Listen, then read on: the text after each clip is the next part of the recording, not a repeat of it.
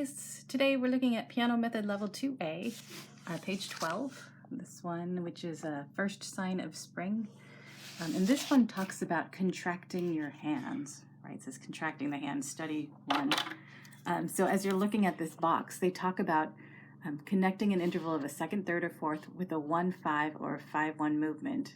Right? So you're contracting your hand and then immediately stretching it. So you can see that like right at the beginning for the right hand, you start middle C, right? That's a regular fifth. And then you have to squish your hand. That's only a second, but they want a pinky to a thumb, and then a fifth again. So just to show you that with just that part. So you're starting C, the G, and then contracting to an F, right? So really make your hand smaller, right? So here's your, and then your thumb, and then the fifth immediately after, right? So just to do that again, fifth, and then a second, and then this fifth. So it's really getting used to the shape of a fifth, but in between doing something else. And then the similar stuff happens at the end of that first line. Here you have, there's that thumb on the F again, and then again a pinky on the G, right? That's only a second, and then down to this middle C. So starting on that F with a thumb, it looks like this. You have F, and then contract, and then down to the C, right? So just these contractions and then stretching right after. So it's really getting used to that feel of a fifth, and then being able to find that right after you make a big shift. Later on, you're going to do a similar thing. Here, there's a contraction, another contraction, and then a stretching to a sixth.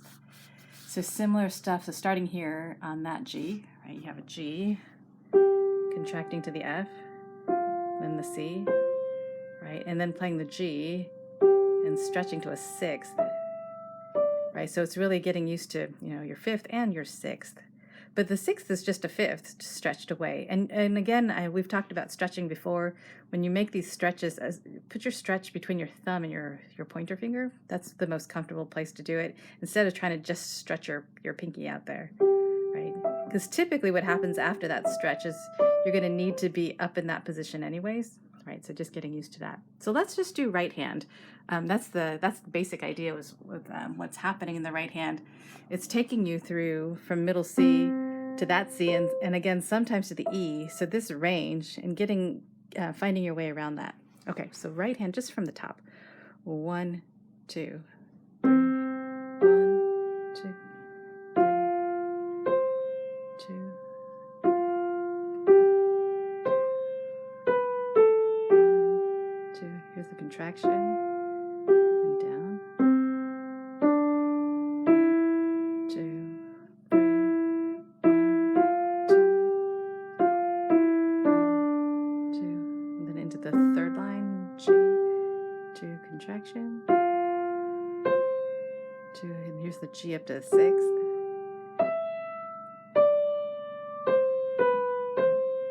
2, 3, last line.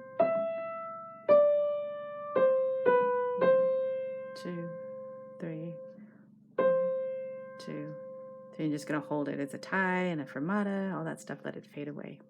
Okay, so hopefully that makes sense. And then back to what's happening in the left hand.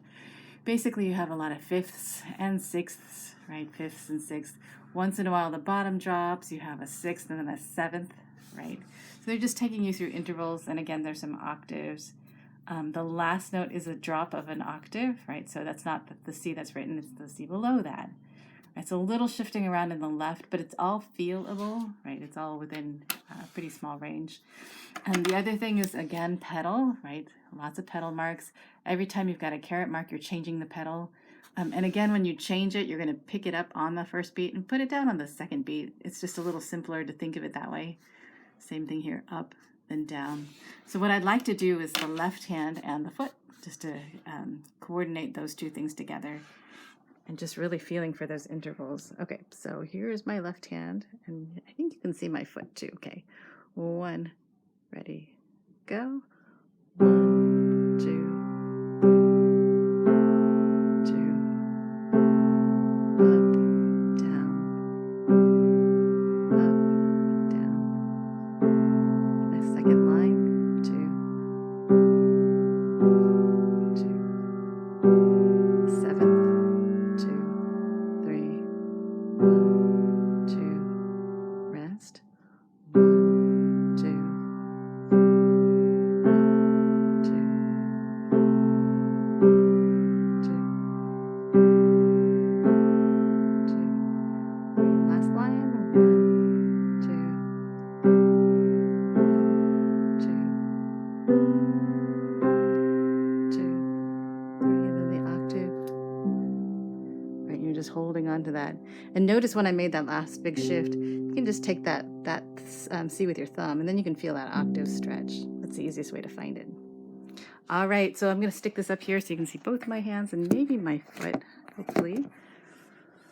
All right, so in this range, you won't see that left hand big shift at the end. You will see my thumb and put the stretch, and then maybe my foot under there. Okay, so 1, 2, 2, 2.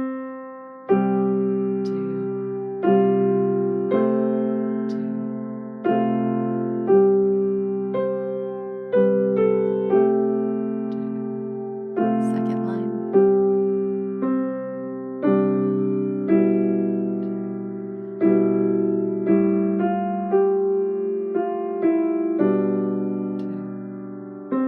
Third line. 2.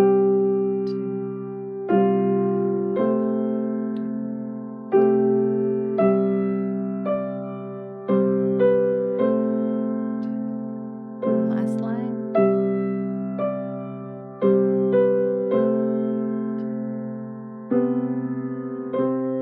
2. And just holding on to that. Okay, so hopefully that one makes sense. Let me know if you have questions.